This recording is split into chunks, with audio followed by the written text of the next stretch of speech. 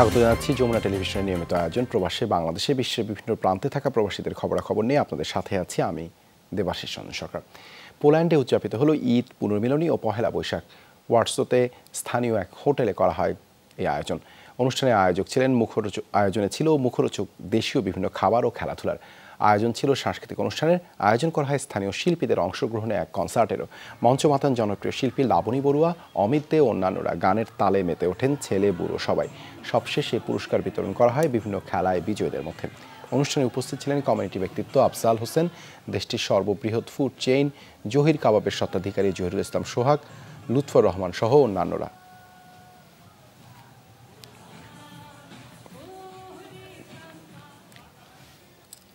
জার্মানিতে উদযাপিত হয়েছে পহেলা বৈশাখ 1431 রোববার। বর্ষবরণ উপলক্ষে রাজধানীর বার্লিনে ছিল নানা আয়োজন। প্রবাসীদের বিভিন্ন সংগঠনের আয়োজনে বর্ষবরণ হয়ে ওঠে আরও রঙিন। জার্মানি থেকে বিস্তারিত জানাচ্ছেন সহকর্মী সামিরা সেতু। ছুটির দিন হওয়ায় পরিবার নিয়ে বের হয়েছেন প্রবাসীরা। ঈদ উল ফিতরের আমেজ না কাটতেই পহেলা বৈশাখের আগমন উৎসবে যোগ করেছে বাড়তি মাত্রা। পহেলা বৈশাখের অনুষ্ঠানে ছিল জমকালো সাংস্কৃতিক অনুষ্ঠান। এর আয়োজন করে প্রবাসীদের সংগঠন বেঙ্গালি শেখ কুলচুর ফোরাম। সাংস্কৃতিক এই আয়োজনে অংশ নেন প্রবাসী বাংলাদেশিরা। নাচ, গান, কবিতা আবৃত্তি ছাড়াও আয়োজন করা হয়েছিল র্যাম্প শোর। পহেলা বৈশাখের এই আয়োজনে যোগ দিতে পেরে দারুণ খুশি প্রবাসীরা। খুব মজা করে দারুণ করে আমরা নববর্ষ পালন করছি জার্মানিতে।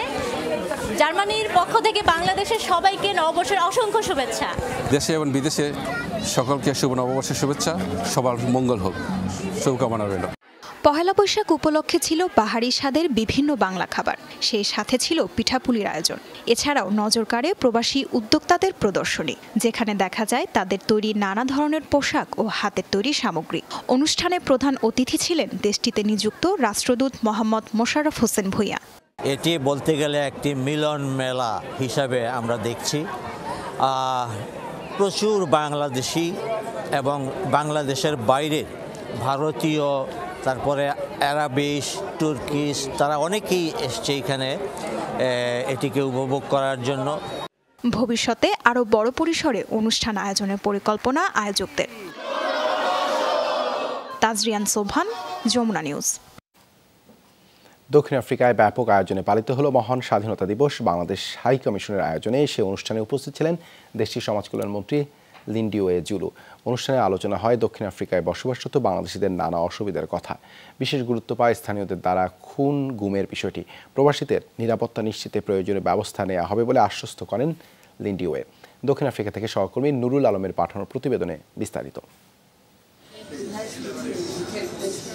বিশাল এই আয়োজন মহান স্বাধীনতা দিবস উপলক্ষে দক্ষিণ আফ্রিকার প্রিটোরিয়া 5 তারকা এক হোটেলে এই অনুষ্ঠানের আয়োজন করে বাংলাদেশ হাই কমিশন। দুদেশের জাতীয় সঙ্গীত পরিবেশনের মধ্য দিয়ে শুরু হয় অনুষ্ঠান। পরে রাষ্ট্রপতির বাণী পাঠ করেন দূতাবাসের প্রথম সচিব আলমগীর হোসেন। এতে প্রধান অতিথি ছিলেন দক্ষিণ আফ্রিকার সমাজ কল্যাণ মন্ত্রী লিন্ডিওয়ে জুলু। এ সময় বাংলাদেশ এবং দক্ষিণ আফ্রিকার 30 বছরের সুসম্পর্কের কথা তুলে ধরেন তিনি। দক্ষিণ আফ্রিকা সরকারের পক্ষ থেকে বাংলাদেশকে স্বাধীনতা দিবসের শুভেচ্ছা। বাংলাদেশ এবং দক্ষিণ আফ্রিকার বন্ধুত্বের বয়স এখন 30 বছর। আমাদের বাণিজ্যিক সম্পর্কের পরিধি বড় হচ্ছে। আশা করি এই বন্ধুত্ব অটুট থাকবে। অল্প সময়ের মধ্যেই বাংলাদেশ বিভিন্ন সেক্টরে অনেক উন্নতি করেছে। বক্তব্যে এমনটাই বলেন অনুষ্ঠানের অতিথিরা। নানা প্রতিবন্ধকতা এড়িয়ে বাংলাদেশ যেভাবে এগিয়ে যাচ্ছে সেটির প্রশংসা করেন তারা। গেল কয়েক বছরে বাংলাদেশের দৃশ্যমান উন্নতি হয়েছে। স্বাধীনতা যুদ্ধ থেকে শুরু এখন পর্যন্ত ভারত সরকার বাংলাদেশের সহযোগী হিসেবে পাশে রয়েছে, থাকবে। পরে আলোচনায় উঠে আসে দক্ষিণ আফ্রিকায় বসবাসরত বাংলাদেশিদের নিরাপত্তার বিষয়টি। বিশেষ করে গুরুত্ব পায় স্থানীয়দের দ্বারা খুন গুম হওয়ার বিষয়টি। প্রবাসীদের নিরাপত্তা নিশ্চিত ও খুনের বিচার দাবি করে বাংলাদেশের রাষ্ট্রদূত বলেন, দূতাবাসের তথ্য মতে গেল 6 বছরে স্থানীয় সন্ত্রাসীদের আগ্রাসনে প্রাণ হারিয়েছেন কমপক্ষে 350 বাংলাদেশি।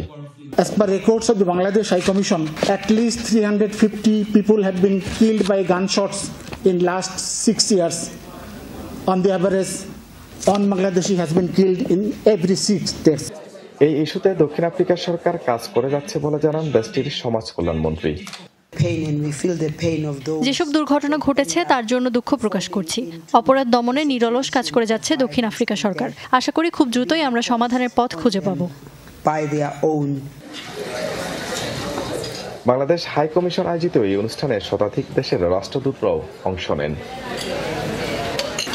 নুরুল আলম, যমুনা নিউজ, প্রিটোরিয়া, দক্ষিণ আফ্রিকা। আলোচনা অনুষ্ঠান ও বই বিতরণ কার্যক্রমের মধ্যে দিয়ে পালিত হয়েছে ফরেন সার্ভিস দিবস। বৃহস্পতিবার ফরেন সার্ভিস একাডেমিতে এক আলোচনা সভায় পররাষ্ট্র মন্ত্রণালয়ের কর্মকর্তা ও সাবেক কূটনীতিকরা উপস্থিত ছিলেন।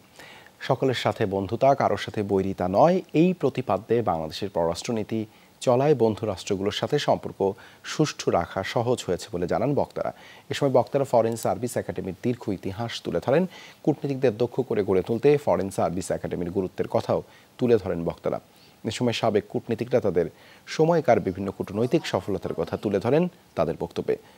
এ সময় আগামী প্রজন্মের শিশুদের মাঝে বই বিতরণ করা হয় ফরেন সার্ভিস একাডেমির পক্ষ থেকে। পরে কেক কেটে দিবসের আনুষ্ঠানিকতা পালন করেন পররাষ্ট্র মন্ত্রণালয়ের সাবেক ও বর্তমান কর্মকর্তারা। বিটিভিতে আন্তর্জাতিক বিষয়ে 2 ঘন্টার প্রোগ্রাম করার ক্ষেত্রে ভারতের সহায়তা নেওয়া হবে বলে জানিয়েছেন তথ্য প্রতিমন্ত্রী মোহাম্মদ এ আরাফাত। সচিবালয়ে ভারতীয় হাই কমিশনার প্রণয় ফার্মার সাথে বৈঠক শেষে কথা জানান প্রতিমন্ত্রী। বলেন, বিটিভির সাথে ভারতে ANAI এর সমন্বিত সম্প্রচার নিয়ে আলোচনা হয়েছে। সেক্ষেত্রে আন্তর্জাতিক সংবাদের জন্য বিটিভির চাঙ্ক 2 ঘন্টায় উন্নীত করা হতে পারে, যেখানে ভারত সহ দক্ষিণ এশিয়ার দেশগুলোর সংবাদ প্রাধান্য পাবে। তথ্য প্রতিমন্ত্রী এ সময় বাংলাদেশি সিনেমা ভারতে প্রদর্শনের ব্যবস্থা নিয়েও কথা বলেন। জানান, দর্শক চাহিদা থাকলে বাংলাদেশের সিনেমা ভারতে চলতে পারে। এর আগে ভারতীয় হাই কমিশনার প্রণয় ফার্মা বলেন, 2 দেশের টেলিভিশন, গণমাধ্যম, চলচ্চিত্র ইনস্টিটিউটের মধ্যে তথ্য জ্ঞান বিনিময় এবং প্রশিক্ষণের ব্যাপারে সমঝোতা হয়েছে।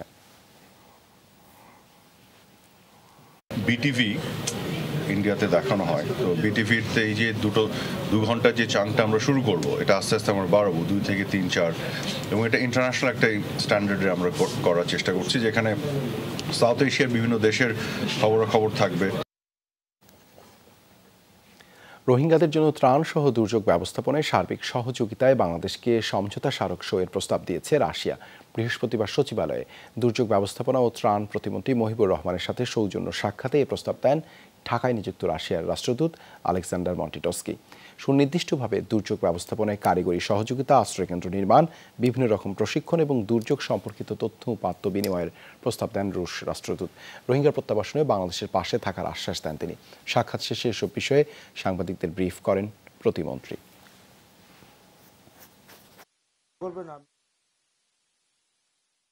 বাংলাদেশ সাথে মিয়ানমারের যে আমাদের যে একটা FDMS যে রোহিঙ্গাদের নিয়ে ক্রাইসিস, এ ব্যাপারে আমরা তাদেরকে সহযোগিতা চাইছি। তারা বলছে এ ব্যাপারে তারা ওয়াকিবহাল এবং বাংলাদেশকে সহযোগিতা করার ব্যাপারে তারা সবসময় প্রস্তুত আছে বলে তারা আমাদেরকে মতামত জানিয়েছে। ঈদের পরেই রকেট গতিতে ছুটছে পেঁয়াজের খুচরা দাম। পাড়া মহল্লার দোকানে এরই মধ্যে দর ছাড়িয়েছে 60 টাকার গণ্ডি। অথচ মাত্রই শুরু হলো হালি পেঁয়াজের ভরা মৌসুম। ব্যবসায়ীদের যুক্তি, ভারতের রপ্তানি বন্ধের সুযোগ নিচ্ছে অসাধু চক্র। অনিয়ম এখনই না থামালে সামনে আরও বাড়বে পেঁয়াজের দর। আগে থেকেই নড়বড়ে পেঁয়াজের বিপণন কাঠামো। যোগান বন্ধ ভারত থেকে, ফলে সদ্য আবাদ হওয়া হালি পেঁয়াজ সংরক্ষণ শুরু হলে যে দাম বাড়বে সে আভাস আগে থেকেই মিলছিল। ঈদের ছুটিতে টিসিবির কার্যক্রম ও প্রশাসনের তদারকি কম থাকায় সুযোগ আরও বাড়ে। ঈদের পর আর রেহাই মিলল না। বাজারে যোগান বেশি, চাহিদা কম, তারপরও কারওয়ান বাজার আড়তে দেশি হালি পেঁয়াজের পাইকারি দাম ওঠানামা করছে 55 থেকে 58 টাকা দরে। পেঁয়াজ পাবনার হলে দর আরও বেশি। ব্যবসায়ীদের অভিযোগ, প্রান্তিক কৃষকের সব পেঁয়াজ একসাথে কিনে রাখি হিসেবে সংরক্ষণ করছেন বড় বেনিয়ারা। সামনে দাম নিয়ন্ত্রণ করবেন তারাই।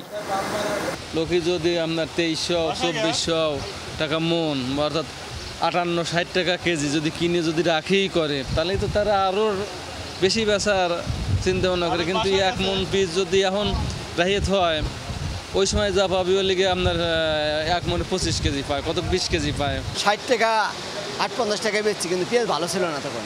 এখন পেঁয়াজ মনে 60 টাকা 62 টাকা বেঁচে থাকি, কিন্তু পেঁয়াজ পছন্দ এ বিষয়ে থাকবে। 300-400 টাকা যদি এক বস্তাতে থাকে, আমি তো মিনিমাম মনে করি 20 বস্তা বিক্রি করতেছি, তাহলে তো হয়ে গেছে আমার প্রায় 5-6 হাজার টাকা হয়ে গেছে না একটা পাইকারি ওষুধ।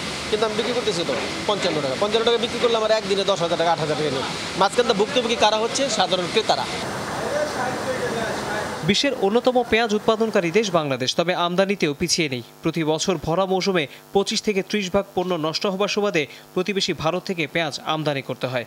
আপাতত বেসরকারি খাতে সেই সুযোগ নেই, ফলে পাবনার পাইকারি হাটে প্রতি কেজি পেঁয়াজ বিকোচ্ছে 50 থেকে 55 টাকার আশপাশে। সে হিসাবে রাজধানী ও বড় শহরে দাম এত বেশি কেন, প্রশ্ন ব্যবসায়ীদের। খুচরালারা আপনার 60 টাকা কেজি পেঁয়াজ বিক্রি করতেছে, মানে বড় বাজারের ভিতরে 60 টাকা, আমরা বেচতেছি 50, আর ওরা খুচরাতে আপনার কেজিতে 8-10 টাকা লাভ করবি, ওরা ঘাটতি প্রভাব আছে, আর আমরা কেজি 2 টাকা লাভ হলে এটা মাল বিক্রি করে দিচ্ছি। স্টক আছে বিধায় ওরা হয়তো বা আমাদের দামেই বিক্রি করতেছে, কিন্তু ওই স্টক ফুরাই গেলে পরে আবার একটু বাড়তি দামে বেচতে হবে নি, সেটাই 10-15 দিনের মধ্যেই বোঝা যাবে। 50, 55, 45 এর মধ্যে থাকলে, এর উপরে গেলে আমাদের জন্য খুব কষ্টকর হয়ে যায়। আমরা স্বল্প আয়ের মানুষ, আমাদের জন্য খুব কষ্টকর হয়ে যায়। গত 10 বছরে দেশে পেঁয়াজের উৎপাদন বেড়েছে 15 লাখ টন। তৌহিদ হোসেন, যমুনা নিউজ, ঢাকা। এই ছিল প্রবাসী বাংলাদেশে এতক্ষণ সাথে থাকার জন্য ধন্যবাদ সবাইকে।